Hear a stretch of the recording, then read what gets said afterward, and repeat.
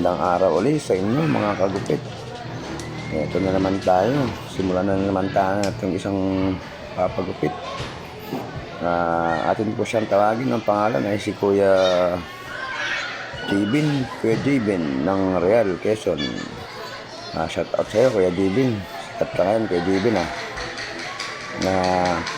shout out din sa aking dalawang barkada na vlogger din.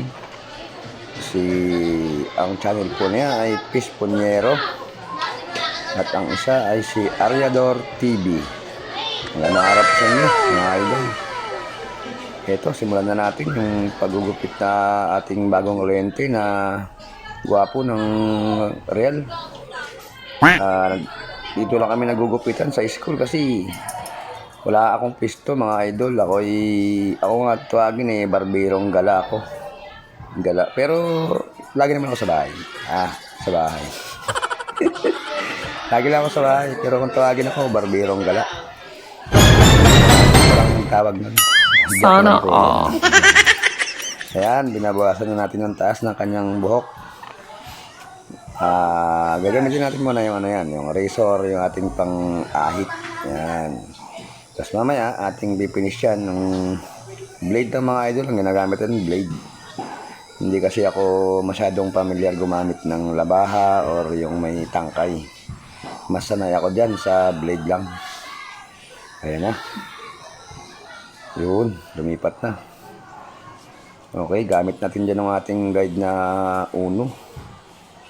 Para matansya natin yung taas ng kanyang buhok na babawasin kasi malago yung buhok niya Yan ang mga idol.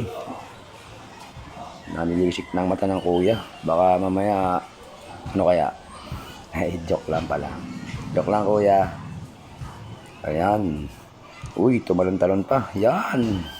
Swabing-swabi yun Sana all, may talon-talon pa. Ayan. Yung ating ginagamit dyan ay uno mga idol Uno. Malayo lang yung ating video kasi wala tayong cameraman Pasensya na po kayo. Kapag may pambayad na ako sa cameraman, kukuha ako ng cameraman na malupit talaga. Wow! Malupit pero hindi naman. Hindi pala. Joke lang mga idol. Tayo ay wala tayong pera kaya pahirapan tayo sa paggaganto. Pero ayos naman. Kahit papano, nakakaraos naman yung ating video Huwag nyo lang pagsawaan panoorin. Mahalaga lang mapanood okay na yun. Hindi totoo yan. Gumagwapo na si Kuya Jimmy. Bola lang yan. Yan, nakikita nyo ba yan? Mamaya mambababae na kami. Ay, kami. Siya lang pala. Hindi pala ako kasama. Ayaw, di ma! Nakamadali tayo. Hindi kasi ito, binata pa kasi ito si Kuya Jimmy. Kaya kailangan pagwapuhin natin ito ng gwapong-gwapo. Sana Natutuwa na si ma'am nito Kuya Leo, magwapo na yung anak ko. Sasabihin ni ma'am sa akin Ay ma'am, sinadya ko po talaga yun kasi kailangan po ni Jibin yung magiging gwapo siya para makapag-asawa na.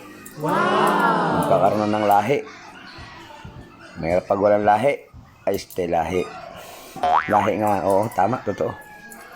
Ayan na, binibilis-bilisan natin para mabilis matapos to. Huwag pabagal-bagal sa pansitan, boy. Yan. Bawas tayo ng bawas dyan. Yan, makapal kasi yan Yan, medyo maingay yung aming mga dito. Mga estudyante kasi nasa school to sa tapat pala sa mga taga-Ongos. Barangay Ongos. Ayan na, malapit na yan.